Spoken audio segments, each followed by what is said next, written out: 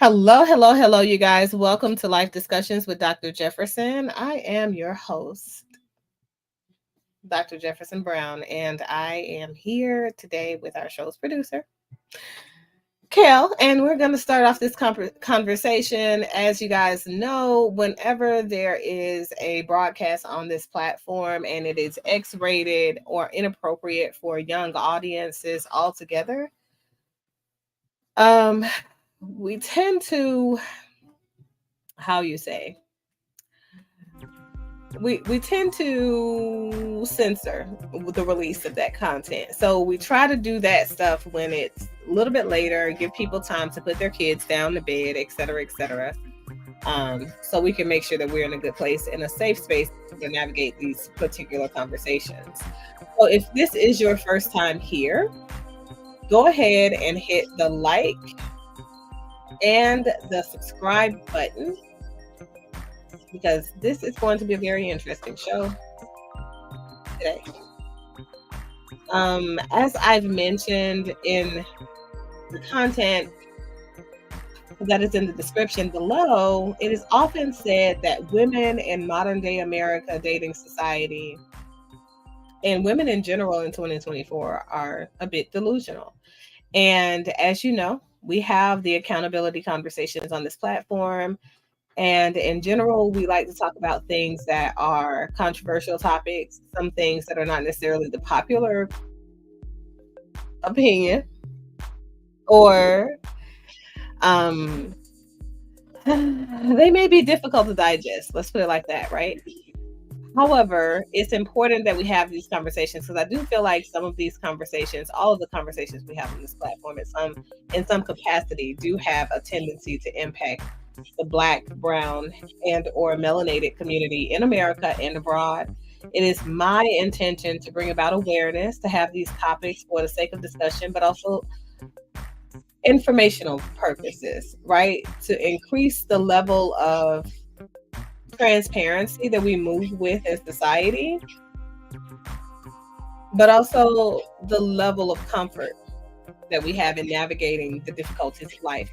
When we get through, should I say, the bulk of the conversation today, we will have a discussion topic to review, and that relationship discussion topic is related to a polyamorous couple. And so we'll have a little bit more of a intricate conversation about that particular dynamic. But if you have questions about polyamory or alternative lifestyle and the different dynamics of polyamory and that kind of stuff, you can definitely find that content on my audio podcast, which you can pretty much hear anywhere there is a podcast being streamed. And it's not on the one that's for Life Discussions with Dr. Jefferson. It is on the one that is labeled Love and Intimacy, because typically that's where I talk about all things love, intimacy, sex, sexual wellness, and that sort of thing. But here we are talking about this discussion, which involves sex in a huge capacity. So I welcome your thoughts. I do ask that you guys, prior to us even getting started, that if you catch me on the replay, please let us know that you saw us on the replay. Just simply type replay or RP, so that we know that you caught us on the replay, but also share your thoughts about the content that we discussed today, because I would love to hear your thoughts. I'd love to hear your reflections. And as always, I like to put out a quick disclaimer. Although I am a psychotherapist, my occupation, education, all that great stuff, I am not here to formally or informally diagnose or treat a person who is struggling with either condition that may appear in our topics of discussion or relationship advice column. Okay, so without further ado, I do want us to kind of jump in, right? It is extremely hot out there. Today is our first show of my birthday month. Hello, happy birthday, me. I am in a cute little pony and cap. It is extremely hot. We live in Atlanta, and it is extremely hot here. Like, extremely hot, extremely humid. I'd like to know what your temperature and weather is looking like in your neck of the woods, wherever you are listening to us. So let's go ahead and get into it. The first topic of discussion that I want to talk about is gender identity. Okay, because I feel like it definitely goes along with some of what we're going to discuss today. And it's important that we clarify this, because I feel like oftentimes people look at the LGBTQI plus A plus group of people and say that this is a separate group of people in a way that they're not even human oftentimes. You know, when you ever hear a person make a reference and it doesn't make sense at all? Oftentimes that's how I feel about the references made to LGBTQIA plus people. So I might have to put these blue light filters back on. But what I'm saying is, I feel like it's really important for us to clarify that when we talk about relationship conversations, and we talk about modern day women, and we talk about modern day men, and we have these conversations around relationships and accountability, a woman who is considered to be, by all intents and purposes, this woman, natural born woman, I personally feel like we should just make things a lot easier by creating separate classifications in the same way that we created separate classifications for women and men. So there should be a woman, there should be a man, there should be trans woman, there should be trans man, right? And I feel like if we're going to divide bathrooms, I feel like even bathrooms should be divided as such, because I feel like it protects people from being overly exposed to what gender they are not, right? Because we know that a trans woman can be in many different forms, you know, and along the continuum of that transition could or could not be bearing the same sexual organs as the woman who is a natural born woman. And I feel like sometimes that could pose all sorts of complexities. What do you think about that? Even in sports, like right now, we were having a conversation. I was having a conversation with Sue. I think that wrong. And in sports, we were talking about that. And there is a trans woman who is racing. Maybe. If you are that DNA field. So you feel like you're still.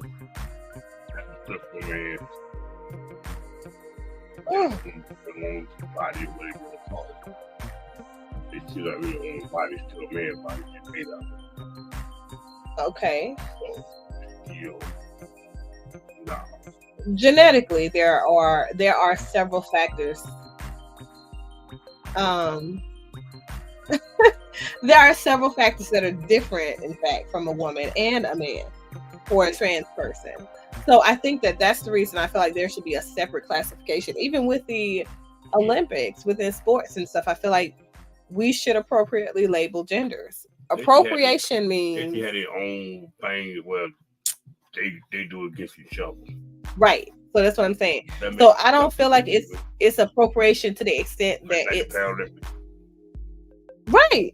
No, because the Paralympics are what for paraplegics. No, everybody has something to do. Yeah. Different, but they're not always. Oh, they're not. Oh, yeah. They have one leg, one arm, whatever. Yeah, but most of the people that race against one another. Like them, they all different ones. Like one might have an arm off, they all in the same that's the whole thing. Just them competing against. That way, if you bind and you keep it type of situation. But in that case, I still feel like there is some element of unfairness, because a trans man and a trans woman are not the same. It's unfair to try to compete against a lady needs to be a man. They're not gonna win that. Probably not that fight. So you're not gonna be real faster than me. I'm still a man. It ain't gonna happen. You never know now. I don't know. I think that trans men that are natural born, trans women that are naturally born should be the gender options. If we're going to entertain gender identity, right, where a person can identify as the way they feel versus what they are labeled at birth, I feel like we should be pragmatic in such a way that allows protections for other groups of people who are not. And I feel like there should be, in every capacity, there should be separate. Like, because right now we have women's basketball league, men's basketball league, right? So there should be a trans women's basketball league, trans men's basketball league. Right. So not themselves necessarily. When you say themselves, like, are you mean trans people or transgender woman, transgender man? No. So I don't agree with that part.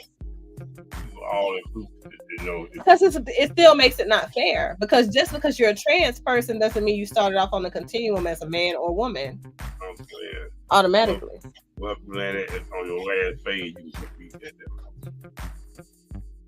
You trust to a man, you trust to a woman. If the transition is from female to male, you should be competing with other people who are female to male transition. No, all of them the same. Right. Same classification of people. And if it's a male to female transition, you should only be competing against male to female. Both in a same group. Okay, yeah, okay. So there we agree. But I feel like gender identity is a huge proponent of the reason there are so many difficult perceptions on this particular topic, right? So if we're to say that women have delusional ideals about what it looks like to be in a healthy relationship or what it looks like to partner themselves with a man in a relationship, we have to look at all the varieties in which women come, right? And then we have to ask ourselves the question, are we referencing the women who really want to be in a relationship with a man? Are we making fair comparisons? Are we looking at the numbers from the correct observational lens? And if so, to what level is that actually accurate, right? Because I feel like there are so many levels to this. So for the purpose of today's discussion, as we navigate the outliers and we start talking about some of the things that influence the way that we look at women in their delusional states, according to men of the right now, and we look at the complexities around the males that we speak about today, for the purpose of conversation, we're talking about the person who becomes a male on the outside that identifies as a male, whatever kind of male they are. It could be trans male or natural born male. And when we're talking about females, we're talking about trans females or natural born females. Okay? People with the feminine hormone pulsating constantly, encouraged, or the opposite, masculine hormones pulsating, all encompassing, right? So there is that part. Let me know what you guys think, though, about my ideals around separating genders based on identity and all that good stuff. Okay, so let's jump into it. Dating realities, right? The question then becomes, what is your process? If women are delusional, if women are not dating from a place of reality, then what should be?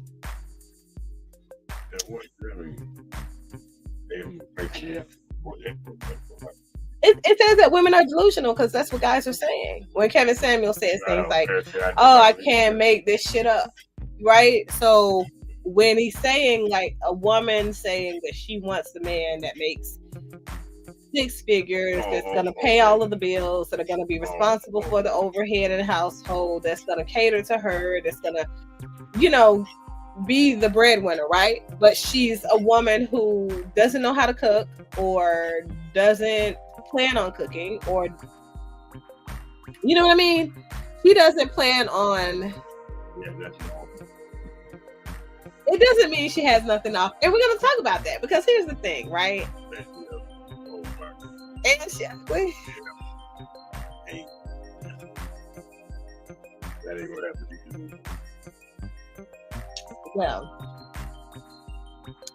I do not know. However, I'm all for accountability. Okay. So if you're out there dating, what is your process around defining what the realities are for you dating? Okay.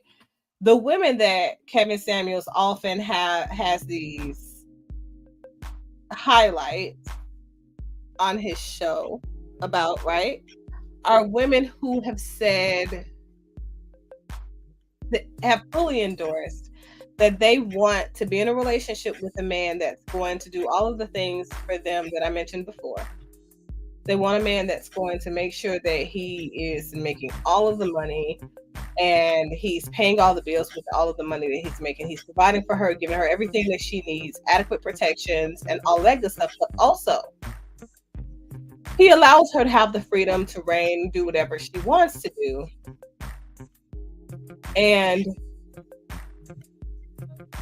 loves her and stays with her and only her. So then the question becomes, if a woman wants all of this, what does she have to be able to offer that kind of guy?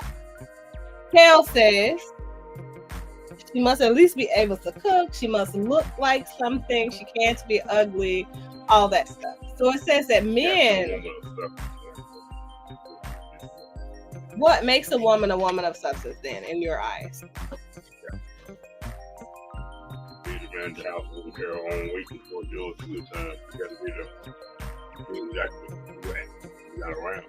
So what does that even look like, though?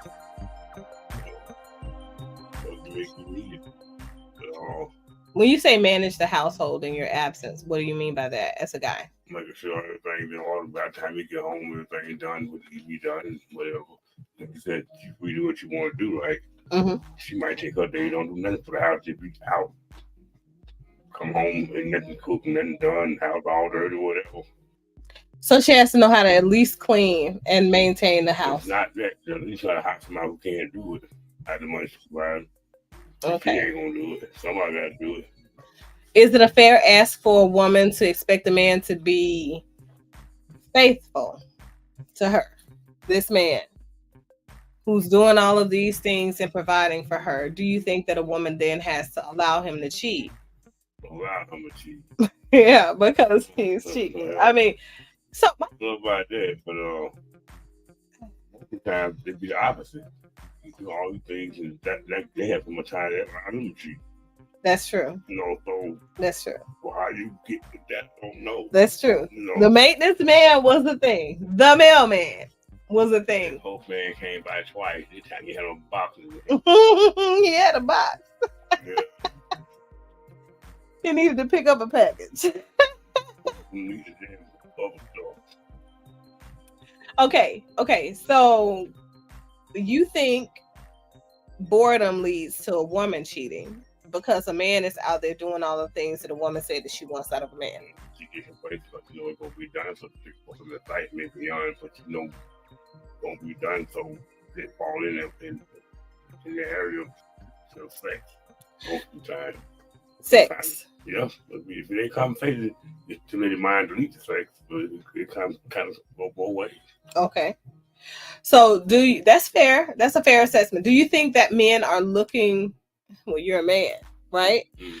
Do you feel like you guys are looking for sex from a woman as a qualifier? One of the things that on his show he used to talk about was that a woman had a sexual marketplace value. But a disqualifier. A disqualifier. Yeah. If she ain't it, they're gonna disqualify. You qualify if you like what she's doing for you. Sexually. So you don't want a virgin then? No, not necessarily that. It's just the way she make you feel with what she do. She has to be an expert or a virgin, but that's really the one we give you. Okay. You know, that's only she can give you. She can do a lot of people. That's why that one, because she gives that feeling, that connection she needs. So you are looking for intimacy more so than sex? Most men are, but they confuse about the two because they never take the time to think about it to be the doing it. What they need most. They just have a hard time figuring out where both of them coming from, how they going to accept it, how to get caught up. So, to that end, we're going to transition and segue into what the specific process is for women who are dating with intention, right? So it's the 90 rule conversation, 90-day rule. And okay, so 90-day rule for women is women finally deciding at some point in her life that she requires boundaries to be a part of her dating process because she wants to date from a point of contention that leads to marriage, right? So if a woman is trying to lead herself into marriage, she's not out there partying in bars and stuff trying to meet a guy, but also all the guys. She wants to be intentional with her time and her energy. So she wants to be able to dedicate all of herself to being rested in her femininity, right? A lady in waiting, allowing herself to be properly pursued, but then properly to be courted after being properly vetted, right? So if a guy has no process, if he has no structure, and that's what she's seeking, right? I think it's possible that women can be seen as or viewed as delusional because they are still allowing unqualified men to have a seat at their table. 90-day rule says that you allow a man space and time to vet you, court you, after properly dating you, right, prior to offering any type of sexual connection with them. Now, intimacy is very separate, right? Separate and distinctive role. Intimacy is yourself and another person partnering yourselves, getting to know one another, being close to one another. You said you tried it before, and women are not up for it. Huh. Couldn't do it. Why not? They see you, they change the rules and start. I don't know what the angle be, but it never. If you wait for 3 months, that's why I'm trying to wait to don't see them for about 2 months or whatever. I want to see them, but you really can't see them because possibly that's gonna happen. I don't want to engage in that stuff early because it happens the wrong way after effect and it acts itself. So, you know, it tended. But sex is a necessity. I get that, but you want to make this a necessity for somebody who's not going to be a nightmare. You don't want that for life. You know, so you want that ain't necessary. Sex is necessary for people to stay well, fit, healthy. For a well person, not an insane person, though. That's what I'm saying. I'm not going to do with you. You insane, make me unwell. And I'm insane. We both crazy as hell in the end. You don't throw me to the brink of insanity because your ass crazy. I'm crazy. There's something else going on. I ain't see that coming. You know, I should have waited. Yeah, it's too late there. I'm crazy. I'm gonna bust your damn windows out, whatever. You know, so But to be honest with you, that's the reason that women have the 90-day rule. Women have that rule because women are known to be very expressive emotionally. Like, women get very much overly involved sometimes with the way a man receives her or responds to her, right? So if she's had sex with a man, she's, sharing and indulged in that soul tie exchange, right? And the reality is she starts to feel rejected, and women are not used to being rejected. I will say that, right? Women are not accustomed to being rejected by men because they don't teach women how to healthily navigate rejection, essentially. Think about it. Children, when we're raising kids, we teach a woman, oh, you're daddy's princess, you're mommy's princess, you can have whatever you want, right? These are things, and that's why I tell people, like, you got to teach your kids that it's okay for them to lose, it's okay for them to not get everything they want, and I'm not giving you everything you want. I don't have an obligation to give you nothing but what you need, the basic necessities, right? Everything else is a blessing, right? It's a blessing and it's grace. I'm exercising the grace as your parent to give you these things, right? Call me your benevolent ruler. But my thing is, if you do not properly rear a young girl and she's got the streets and Sexy Red and Cardi B and all of these other females made the sex, all of these women who teach them how to be a different kind of female, right? Not a woman, in their ear, I do think you create issues, because then they can't have a 90-day rule because they don't have boundaries. They don't have intention. What they have intention on is to get your money, and they know that men value sex. So if a man values sex, then why not give it to him so you can get what you want and you can get out? Because that's really what you're trying to do. You're trying to collect as many coins as you can, have sex with as many guys as you can so you can get what you need, and then you can go. Because obviously they're not interested in wifing you. That's the mindset that many of these young women have. Well, they may very well be interested in being a wife, but the reality.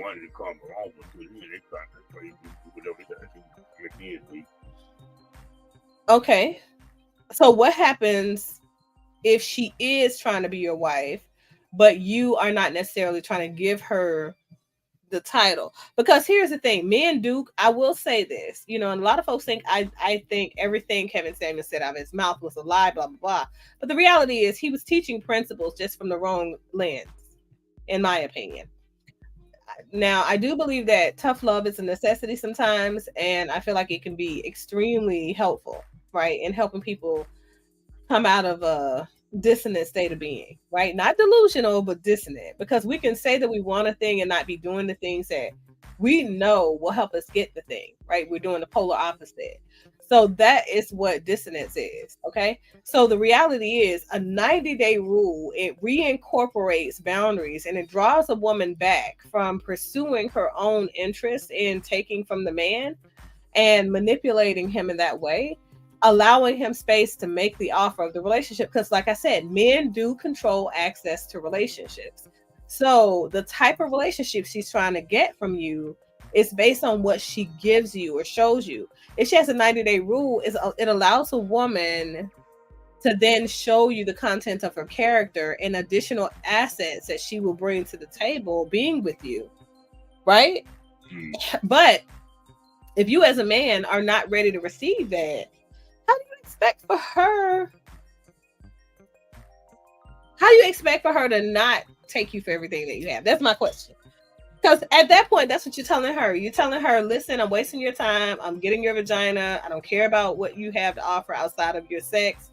All I care about is your sexual marketplace value, right? And mind you, and to me, it's illogical. Sexual marketplace value is illogical. Because it's saying that basically a woman could go her whole life without having kids, right? She could go her whole life having no kids, but fucking every man that she comes across. Here's the reality. I'm sorry, you cannot say that, because she had no kids, she doesn't come to the table with children, then she has a higher sexual marketplace value. than the woman who is maybe out here, got a couple of kids, but has had only one partner her whole life, never been married, but still had only the one partner, learned from that, and then decided to stay her course until she found her king. But now she's 28, 29 years old, and she's got a child. That reduces her sexual marketplace value because she learned from her childhood sweetheart that maybe got her pregnant. You know what I mean? I think it's a lot of it is illogical. Hey, so said the truth of the matter is a lot of women don't know this. A man is the one that love and a woman have to respect if that happens. There is no way a man runs away from his partner. Possibly, but a man has to know that's his wife. That's the other piece of that, right? Because that's what I'm saying. If you control access to the relationship, but the woman is trying to get your attention, but she doesn't do what it takes to get your attention, because that's the reality, right? All of you men are different in the same way that all of us women are different, right? We know that biologically we all require sex to be healthy individuals in some facet, right? It doesn't matter if you are masturbating. I don't care what you do for yourself, right? But you need the positive endorphins that it produces in order for us to be mentally well and physically sound in life in general, right? If a woman has assumed that because she's at this phase of life with this particular man and he's constantly trying to engage in sex, that's what you want, right? If that's what we have come up with, that's what we're going to do, because we're still trying to get something, right? So it's about trying to date in a responsible way and mitigate the possibilities of risk for men and women. Now, do I feel like this generation of women are responsible in the way that they pursue sex in relationships with men? No. I do not. For the vast majority of them, I do not. I think they do what they need to do, and then they intend to lean on the plan B pill. And look, I am not judging. Each person does what they think floats their boat, right? But I think that we have to be responsible with our reproductive health as women, and I think that men also should hold to that charge as well. So, in my opinion, I think it's really important in a heterosexual relationship situation that people date with the intention clear at the start as to what they're trying to get to. And I know that that's something that most people in America really struggle with, that whole object of being honest and telling your truth, living your truth. But it will only help you get closer to your end goal, right? So if you're currently dating because you want to have fun, if you're currently dating because you want somebody's money, if you're currently dating because you want to have sex, if you're currently dating for boredom at relief, right? It's okay for you to let that person know that, because here is the reality. They may or may not even see you as their potential long-term partner, but they may have needs that need to be fulfilled. And I'm not saying that you should be doing that. I'm just saying I'm not judging. It's better to live and walk in your truth and do what you both have an interest in doing mutually, and still not block your blessings of moving forward and gaining access to and the potential of being with the person that you're supposed to be with for the rest of your life. Those are just my thoughts, okay? So our next question as we're moving along: how do you discern genuine interest in potential partners? What do you think? How do you tell if a person's genuinely interested in you, Cal? And for those of you watching, tell me, how do you think you can tell? Well, it's a couple ways. When they show up for you, when they talk to you, Um, the way you look at you, when they engage in conversation with you. What do you mean? It starts, it builds from there. But you can see the interest is there. It's gaining. It's genuine. What I'm saying. They're not just looking at you, looking through you. They look at really into you, what you can get from you. You know, they really like to see what's going on with you. So what if they need something from you at the time? That's still genuine too. It's just a hidden genuine, but it's still genuine. You know, genuine need. So if they have, okay, because that's the thing that I run into a lot of times when I'm counseling couples and things like that, and helping them navigate healing and learning how to date from a trusting place. It's possible to have both things exist at the same time, right? It's possible for a person to want your assets, your money, but also want long-term stability and companionship, because those two are on the same continuum. It's possible for a man to want sex from you and at the same time want long-term stability and a legacy in a woman that he is aligning himself with, right? That's why I say 90-day rule. So let's look at the rule of it, right? And what the process of dating looks like, because it's not saying that it's a bad thing to engage in sex before you get married, or to give a woman money before you get married to her, before you betroth her. It's saying that you have learned how to exercise good discernment to see whether or not you align with the person. So you have boundaries. They have boundaries. You come to the conversation, first date, with, this is who I know myself to be when I am at my best. And here are some of the things that I find create and pull the worst components of me, surface the worst components of me, right? So if I give you all of those things, that I know what my boundaries, this is where I draw the line, right? When I feel used, when I feel like people don't appreciate me, when I feel like people are lying to me, when I feel like they're cheating on me, or when I've found that they're cheating on me, it brings out the worst in me. So that's a hard stop for me, right? If I've identified those things as boundaries, and that other person on the receiving end knows that they're not that kind of person, what they would then enter in is another level of conversation with me, where it looks like we're actually starting to talk about what we can expect out of one another, who we are, because we know who we are not, right? So then we can have another conversation as to what we can expect and what we may need, what we've identified as, imminent needs or long-term needs out of a relationship. Because that person might feel like they need physical sex to know whether or not they have compatibility with their partner.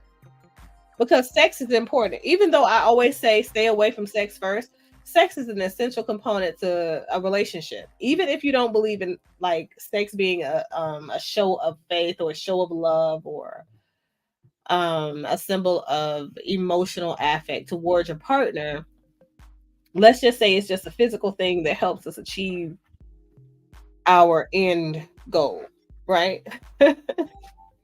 Getting off. It's still important. So if you are incompatible with a partner that you've decided to marry, right, and you find that out later on, that can sometimes prove to be a very difficult situation to remedy. Have you ever been in a relationship where you felt like you were sexually incompatible with a person? Mm-hmm. How do you think you would handle that? And what would that even be like? Mm-hmm. Because women talk about it all the time, and they say, oh, well, I don't want no 1 minute man, or I don't want no micro penis. Things that we talk about as women, right? Like you guys have locker room talk. Yes, we have beauty salon talk. But you hear women say these things all the time, but to be honest with you, these are not things that lead to sexual incompatibility. It's willingness and openness to explore the things that your partner desires desires in their partner. Those are the things that typically lead to incompatibility, because all of those other things are minute. They can be remedied, fairly simply. But if you don't have the conversation at all about sex or compatibility around sex and intimacy, what intimacy needs do we have, right? I need to be held. I need to be physically touched. I need to be kissed. I need to be stroked. I need to be choked. I like a person pulling my hair, whatever it is that you identify, right? Are your needs, if you don't have that conversation, if you're not mature enough to have a conversation about sex, why are you even having a conversation about dating that leads to marriage? When sex essentially is an inevitable part of marriage. And also there are safety issues. When we talk about risk mitigation, like the last topic, if you don't even have a conversation about sex, right? How can you get to health? How can you talk about your HIV or HPV status? How can you talk about your AIDS status? How can you talk about having venereal disease or any of the other diseases you might have, right? How can you have those conversations if you don't have a conversation about sex or sexual wellness? That's so, to me, insane, right? So let me know how you guys think you have either solidified the process of discerning whether a person has a genuine interest in you, or how it is that you think that you still need help getting that done. Because the reality is, the only way to genuinely discern whether a person really wants to be with you or potentially will meet your needs is to be able to have a comprehensive conversation during that first, second, and tertiary date. It's possible to get there slowly during the first day, but it's not a lot of people that, you know what I mean? The first date, you're processing so much. You're trying to make a decision as to whether or not you want a second date. I feel like that part can offer so many complexities. But so let me know what you guys think about that. So let's address this one, because I feel like this is the biggest one.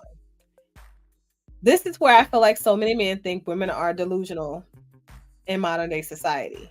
The argument is made that single women are outnumbered in America, so they should just settle for the man who wants to be with them, even if he desires to have other women, because men are going to be men, so men are going to cheat. It grinds my gears when I hear that. It grinds my gears. You think it's not true? You're a guy. Y'all are automatically going to deny the truth. Okay, so what would you call it? Because our relationship topic is interesting. If you are in a relationship, you're not in a relationship, you're a cheater. So let's read this info that I found from The Hill. Single women are more likely to own homes than single men. Own homes. So it says single women in the United States are outpacing single men in home ownership. A 2023 Pew Research Center survey using 2022 census data found that single women own 58% of the nearly 35.2 million homes owned by unmarried Americans, while single men owned 42%. What do you think about that? So, one of the main arguments that women have of men, it's sad, I'm gonna say it, Jesus. Okay, one of the main arguments that women have about men is that single men in America that are trying to date are dating broke, right?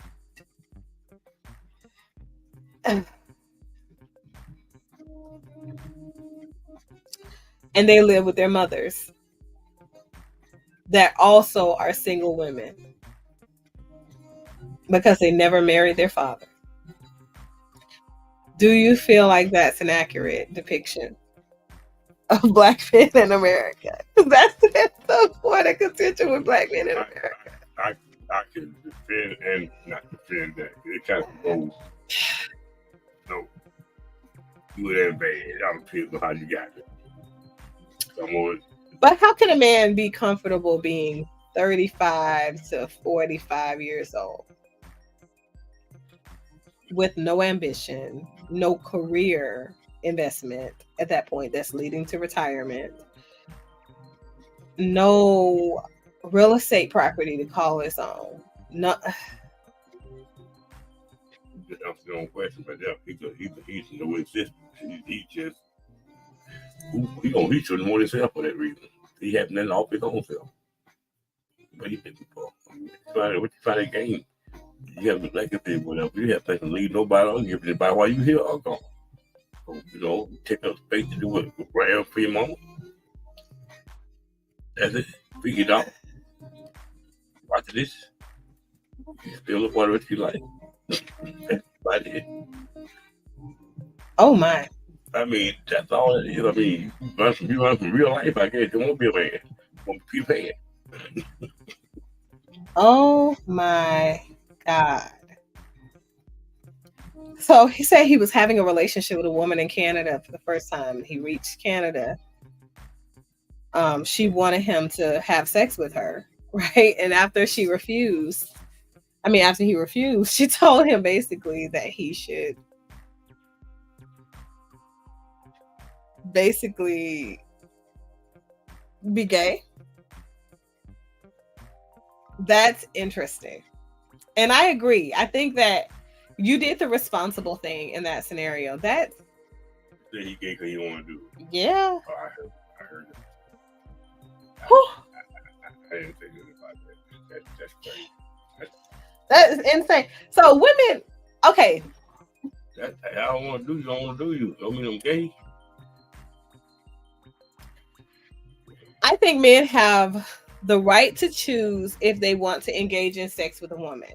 I think it's sad when women have to bully a man and shame him into having sex with them. Well, not having it anyway, trying to make him do it. That's insane. I tried that. That don't work. I'm not doing that. Still do something else. I think that. That's just insane. But so you think that the conversation about these men living with their moms, 40s and 50s, with no ambition, no long-term career, no piece of property, no nothing. So I think it's different when you're taking care of your mother. I want to make sure that I put that out there. If you're taking care of your mother in your home, right, that's something different. But even then, you still should have your own career. You should be working on a career job, moving forward in life, and taking care of your mother. I don't think that you should be living in her home because you don't have a home. Right. Waiting for her Social Security check to come in, child. Yeah, no, we're not doing that. No, it's insane. That'll live it in dating, bro. Now, I will say that when I was dating, it's out here. These guys are out here. So it's an accurate argument. It is an accurate argument that women are making. However, I feel like you also cannot be, I feel there are a couple of things here, right? Let's talk about this. Single women are outnumbering men in America. So if single women are outnumbering single men in America that are available and single, what does that mean? We just, at the top of the discussion, we had a conversation about gender identity, right? So just because we're looking at a person who is male or female does not mean that they have a sexual orientation that pairs them with a male or female that is available. So how do we know that your proportion of single women to single men that are available isn't way differently on the other side? Because some of those single women, maybe the majority, who knows, maybe in same-sex relationships with single women. They're both single women because they're not married yet. Yeah, but you don't know what their orientation is. How can you put a statistic out? Orientation. Right. So how can you decide that, okay, this is the dynamic, right? And how can you equate that statement?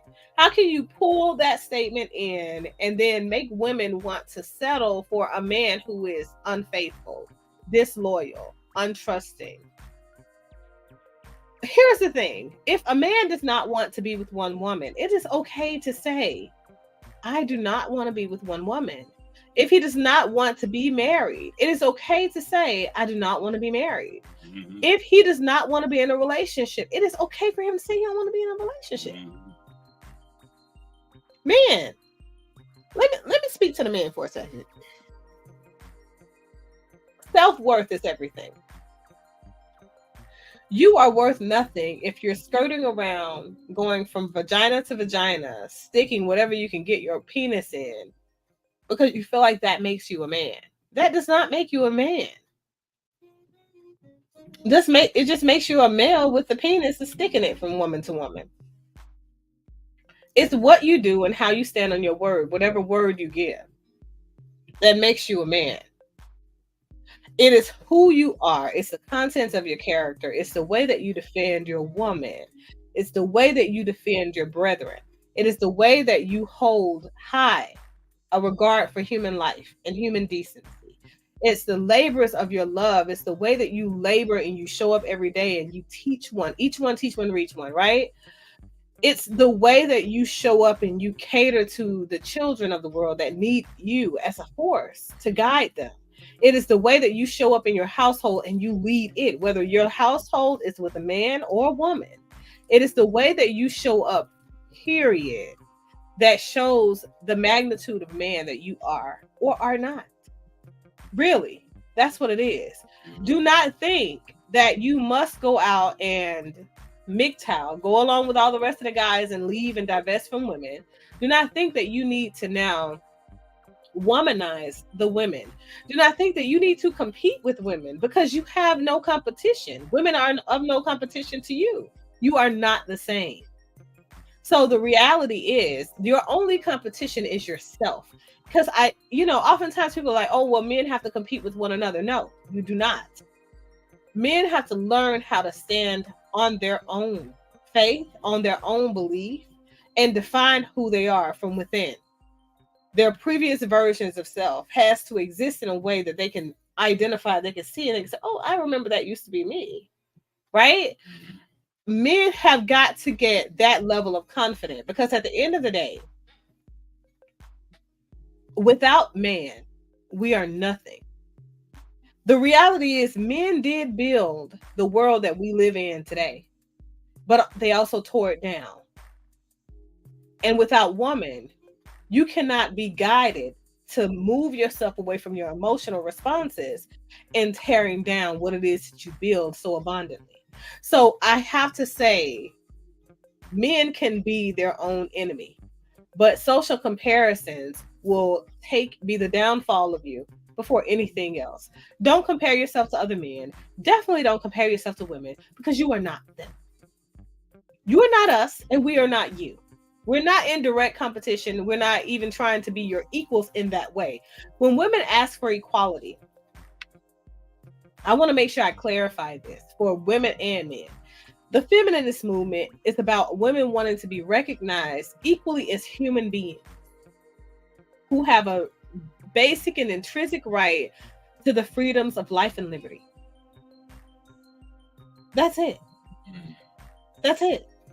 Just being seen as human beings and not livestock. That's all. That's all.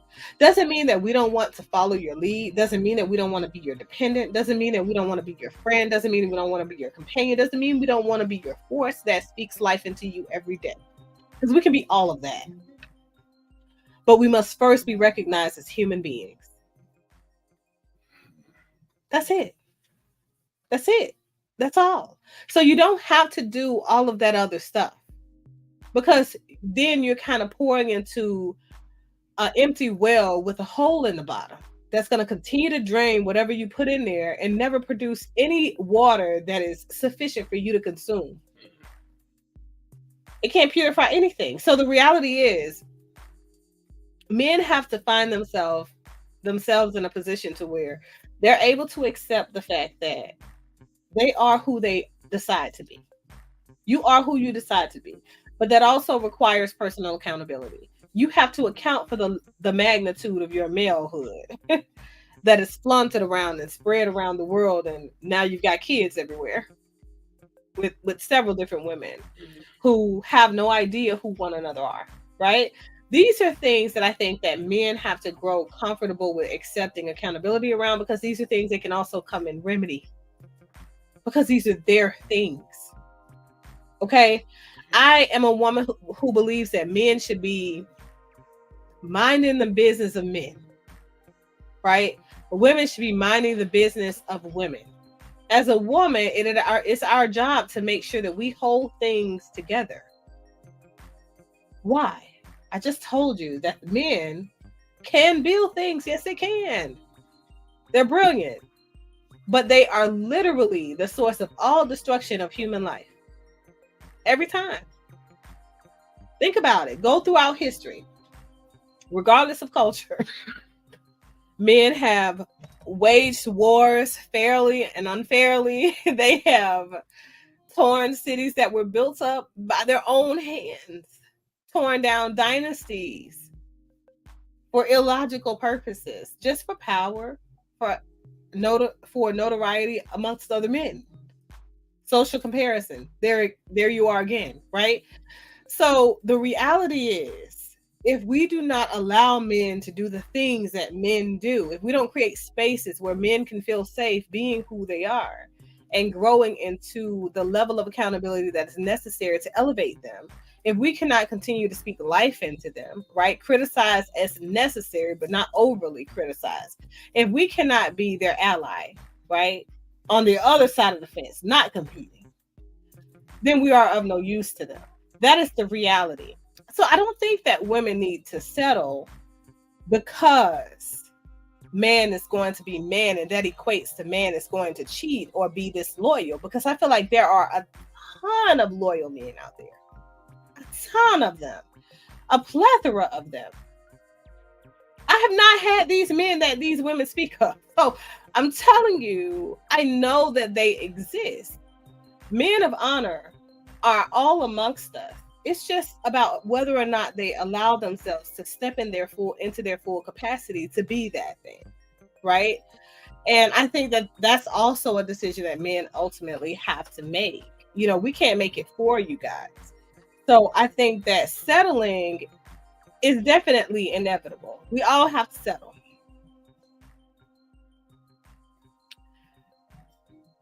However, we don't settle for less.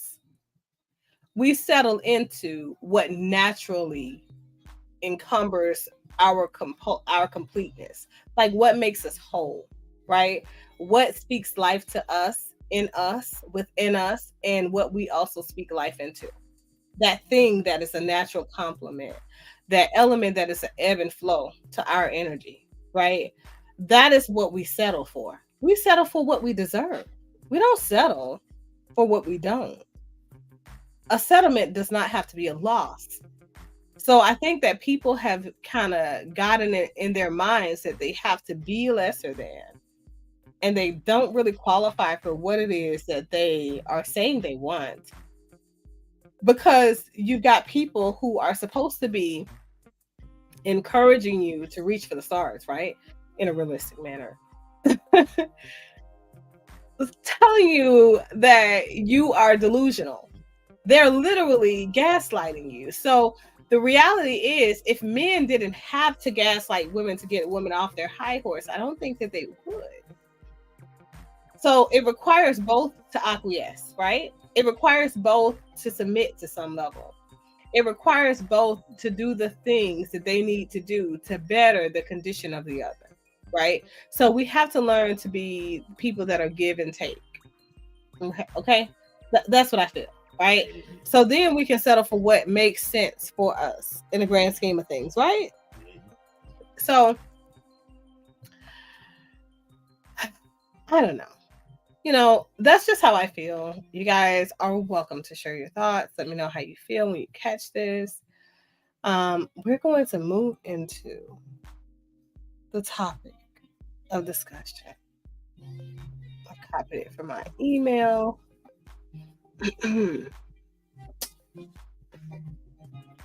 Ready? Yeah. You sure? The topic of discussion for our relationship discussion is a polyamorous couple's issues. Let me see. I copied it in my notes. Okay. So it says, "Hi Doc, I am sorry to write you."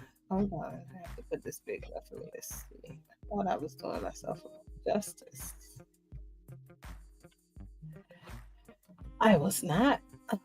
One moment, I'm going to make it a bit bigger. So yeah. Sorry to write you about this because I feel like maybe saying I feel like I should have the nerves to do what I know needs to be done and call a thing, as I hear you say. So this is a follower, and I appreciate that, because if you are about calling a thing, that means you're a person who's accountable, or at least trying to be. Okay.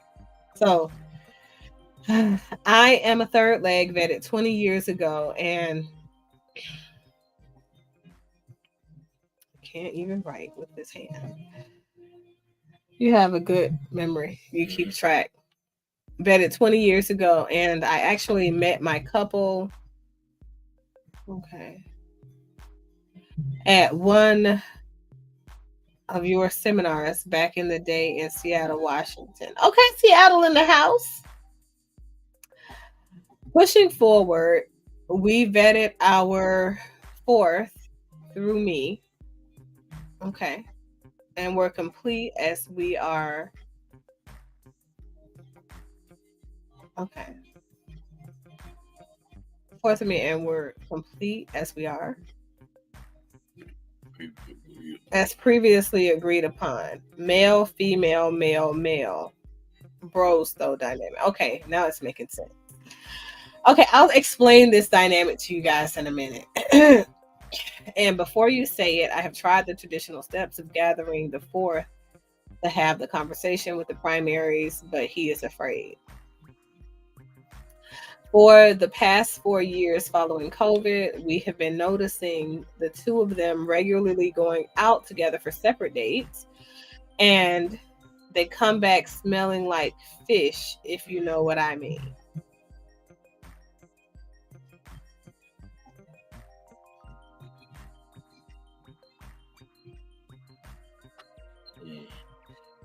I'm trying to know what you mean.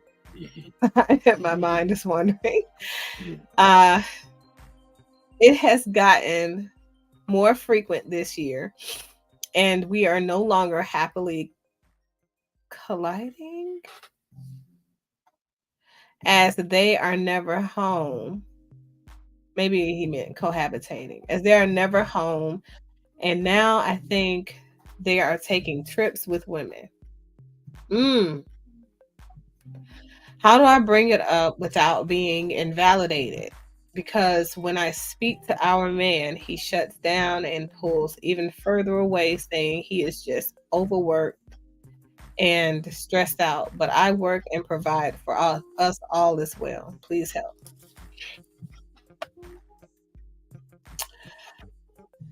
Whew. Well, all right. So I want to be able to illustrate to you guys what this looks like. So I'm going to use a piece of old mail, envelope, and marker to explain. So polyamorous relationships are really interesting things, right? At the core of every dynamic of poly is transparency. They're all built upon transparency. And I know you guys are thinking like, no, Pop culture relationships are built on transparency and honesty and faithfulness in God. Polyamorous couples also marry under the laws of God and under the eyes of God as well. Oftentimes they do. But just like with pop culture relationships, polyamorous couples can be atheist, right? So we can't guarantee that these people are atheist or religious. So the dots that I'm going to draw represent human beings, right? These human beings could be male or female, trans male or trans female, or they could be non-gender conforming identity people. These people could have a sexual identity of any kind. Not because polyamorous relationships are not really vetted based on sex. Okay. So 2 people. Okay. These would be just friends. That's a dynamic, actually. It's an actual polycule dynamic. So this would be what's called just friends. Just friends, they're hanging out, they're getting to know one another, and oftentimes they have no real solid commitment to one another. Intimately. Not physically, but intimately. Every once in a while, you might notice that people in that just friends dynamic, they may have sex. They may go out to orgies and have sex together and separately with other people. However, they are not in any type of committed dynamic that restricts them one way or the other, sharing information one way or the other. They may be dating other people and they can date other people freely. So they don't have anything that keeps them from doing things that are potentially risky to the other person, right? So let's say they get really close and they like each other, right? They become a couple. In polyamorous, you have dotted lines that are more distinctive, vetted legs. He mentioned being a leg, right? That means that you're in a relationship with someone, and that relationship is a full-on relationship where anything goes, right? You could have sex with that person, and that's what these lines mean. Solid lines mean there could be sex, there could be intimacy, there could be a number of things between those connections. Dotted lines mean restricted connection, okay? The restricted connections could mean that the nature of that connection in people in that dynamic are where the, lines are. The nature of that relationship could be we are only in a sexual relationship, and I'm indebted to this relationship because we're all part of the same dynamic, right? I think I'm out of focus. I'm going to bring myself back in. 1 second. I think, yeah, better. But so it could mean that you have one part of the relationship as your actual responsibility, but the other part you're not really responsible for. Okay. But so in this particular situation, the primary couple, when he said he found his couple, he would be a person who was just kind of hanging out. I'm going to draw him here. And he's hanging out, but he's already determined that he is a good fit for this particular type of dynamic. And the thing about this particular dynamic is that it does not only include, excuse me, 3 people. It includes, naturally, 4 people. So that means that he would be the 3rd person coming in, and he would also be coming in with the responsibility of finding the last person for that relationship dynamic. So he would know that, right, ahead of time. They know that ahead of time. And what that means for the couple is that the couple would sit down and have a conversation with him once he's fully vetted and they've chosen him. That's what fully vetted means. So at the point where they've chosen him, they look like this.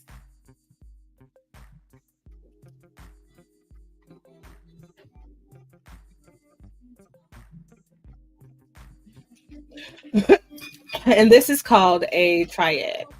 Okay, that's what they look like at that point. They all come together, they have a comprehensive conversation. The main couple are the 2 people that give him information to go find the last person. Now, in a bros, though, you have the couple.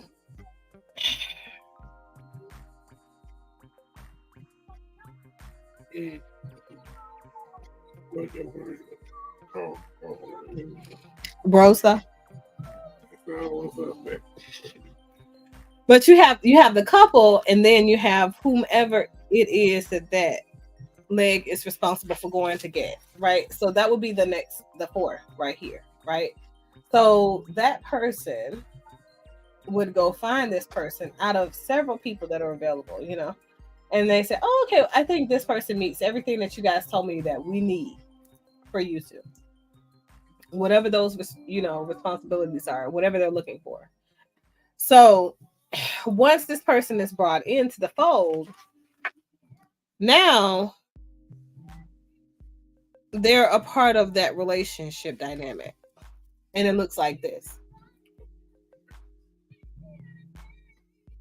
Now, not necessarily. Even though the name of the dynamic is broso, sometimes it's all women. Sometimes it's all women and one man. You never know. So your dynamic depends on what your gender orientation, sexual orientation, all of those things. That's just the layout. Yeah. So the dynamic is the dynamic. So these two people have gone out and they've gotten a third person to find them their fourth to complete their dynamic. Now their relationship is made whole. That's what he means. Now, it just so happens that this couple was looking for another male. I can't understand why that would be. And it could be a number of things, but I cannot understand it because I don't have the information. He didn't give me that. But if he is working, because in this particular dynamic, you do typically have two people considered to be alphas in the relationship working. And it could be males or females, could be a combination. Now, they are the people that are working or own businesses to provide for the particular dynamic. And typically, these two people would be the people that have the highest level of regard in the relationship. Now,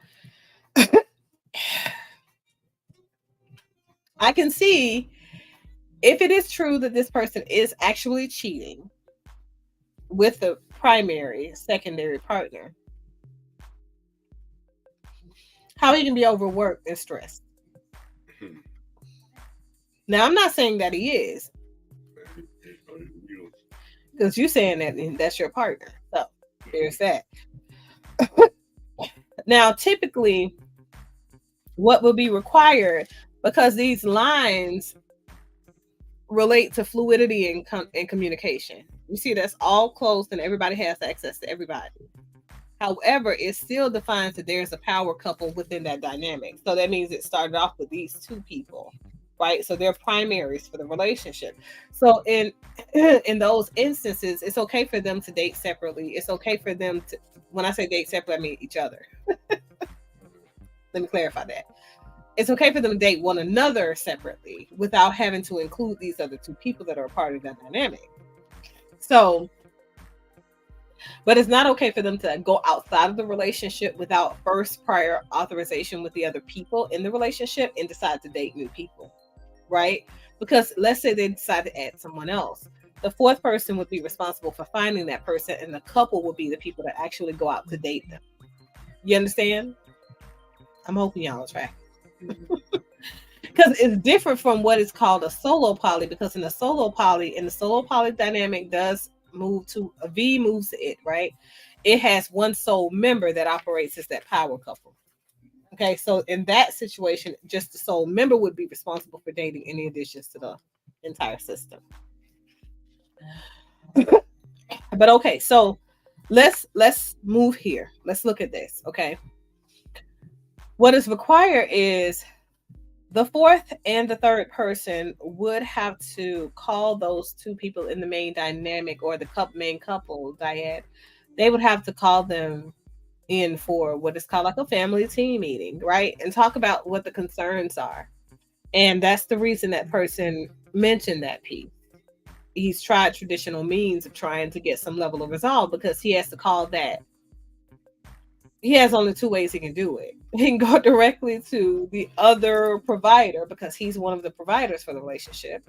So he can go directly to that person and have the conversation with them about us needing to have them come to Jesus moment, right? Or he can have that fourth person advocate with them to approach the couple together and say, hey, listen, here are our suspicions. Here is our evidence. This is what we're going off of. Your ass is not coming home after work. You're missing in the middle of the night. You're coming in smelling like fish and chips.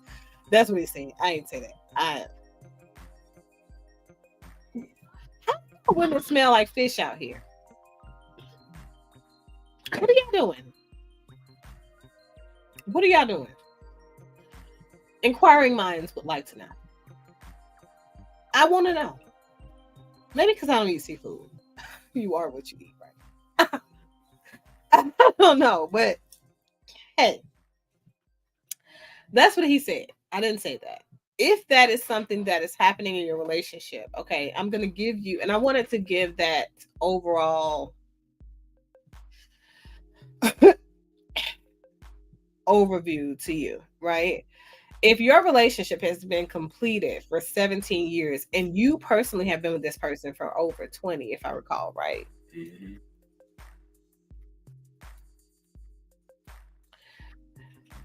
I don't see why it's so difficult for you to encourage the fourth to go and have the conversation.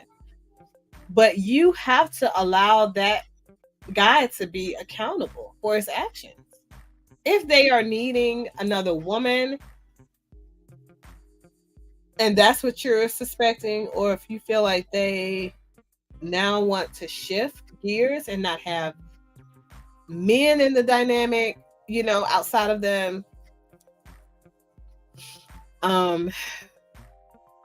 whatever those concerns are, you do have to take them directly to them. And I think that the best and safest way, of course, is going to be therapy. I'm an advocate for therapy. Okay, I'm always an advocate for therapy. Or get yourself a polyamorous lifestyle coach and, you know, sign up for a consultation with them. But the safest way is to navigate the conversation with them, because that's where you get your level of resolve, but that's also where you put to bed whatever concerns that are invalid. And I think the other piece is you're worrying about being invalidated, as if to say you think that there is a possibility that your assumptions are wrong. If you're thinking they're going on trips, it's got to be some kind of receipts, right? If you're the other provider, yeah, but see, if you're the other provider, that also means that you're the person that has primary access to the bank account. You see everything. What are you not saying? Right? Let's call a thing a thing. Maybe that's what you were referring to at the beginning of your sentiments being laid out. But let me encourage you to do the thing that you feel discouraged in doing. Have the conversation. Okay? Call to action. Have the conversation. And figure out if they're out here in these streets for everybody, okay? Because that's really the only way that you're going to get any level of resolve. I can't help you. I'm not a, you know, oh, I could have, oh, that's an edit for the layout. See, I could have drawn this on the screen. But no, I cannot make answers appear out of thin air. I cannot, this is not a psychic reading. I can't tell you if he's cheating, she's cheating, if they're cheating together on you guys. It's okay. Polyamory is built off of transparency and trust. One should never have to even wonder that if their person is stepping outside of what is naturally allowed. I feel like sometimes you have to have conversations about things that are naturally allowed when people are kind of getting themselves settled into poly initially. But I do not think you should be getting yourself all turned up, panties in a bunch, if your partner is not really cheating, right? So I think that there is obviously something there that you're not saying. And if you feel like it's there and it's valid, then it's valid for you at least, right? And that warrants a conversation because your partners deserve to know. Transparency goes both ways. They deserve to know what you think and what you're feeling about their movements, about their responses to you, whether or not they're showing up. You got needs too. This is not a relationship that is centered around them. It's a relationship that is initiated for the benefit of them and you and the other person. You know what I mean? So if there are additional needs, let's talk about what that looks like. Right? So those are my thoughts about that. I think that you should definitely have the conversation as far as women being delusional and dating irresponsibly or dating in a way that is manipulating and luring men in and making them feel like they are sugar daddies. Some men like that. Some men like being a sugar daddy. Well, y'all men need to stop complaining because obviously some of y'all like being a sugar daddy. I can come up here and be my sugar daddy, child. Okay. Just don't be asking for no weird stuff. No. But seriously, I think men have to be their biggest advocate until they allow a woman to take the place of their spouse, their wife, their partner, right? And then they have to learn to take their foot off the gas and let the car just coast and know it's going to be okay, because you did not select this person, whether it's a man or a woman that you're in a relationship with, or a trans person or whatever. You didn't select that person so that you can continue to drive the car by yourself. You selected them because the journey is long and tiring, and you need to get some goddamn rest. Like, you know what I mean? Sometimes you need to sleep and you need to let somebody else take the wheel, but you have to be able to trust them, right? So it's really about you just being able to relinquish the parts of yourself that refuse to allow you to step into your true self, and trust the part of yourself that picked the person that you're with, right? So sometimes you gotta, I'm not saying to have blind faith. I'm saying to have realistic faith and trust in your inner parts, and know that you are congruent enough and healthy and well enough to choose a person that can complement you. But that also means that it requires you to take accountability and move in a way that says you're responsible with your reproductive health. You're responsible with your choices in life. You're responsible and you don't womanize people. You're responsible and you don't man-eat people. You're responsible and you don't do the things that cause other people pain, right? You're not reckless out here in these streets. So I think that we have to do our parts. We have to recognize that a sexual marketplace value is illogical. It's an illogical frame of thought, because nobody should be pursuing intimate partner companionship primarily based on sex, because the reality is you're going to get your ass old and them parts ain't gonna work no more, and what part you want to work, your libido ain't. So the reality, you got to accept some harsh truths to understand that relationships and marital partnerships are about intimacy more so than they are about sex. Sex is very important because it helps you to be able to get to a point of congruency when you do face that final life phase where you're in autonomy versus shame, and you're really trying to cling to intimacy and reinvent what it looks like to be close truly with your partner. And I think that that's the thing that so many people are missing, right? I feel like you have to be a person that is living in your truth around those things, right? So yeah, sex is important, but yeah, sex is not everything that life is comprised around. Okay? So that is all that I have. Do you have anything before we close out? Yeah, I'll figure it out, baby. Okay. The man has spoken. So that is all that I have, you guys. Go out there, live well, be well, and be a positive attribute to everything that you are connected to. All things, all people, all deeds, right? Be a person of your word today. and be a source of empowerment and encouragement and light to those people that are depending on you and your positive energy. Okay? And try not to be touching everything like this guy over here is doing. Okay? Don't break nothing. You break, you buy. But no, seriously, do what you can to keep yourself calibrated and learn to respect other people's boundaries. And more, I guess, above all else, respect your own boundaries and know that you are worthy and you are a light in and of itself. So that is all I got, you guys. Later days.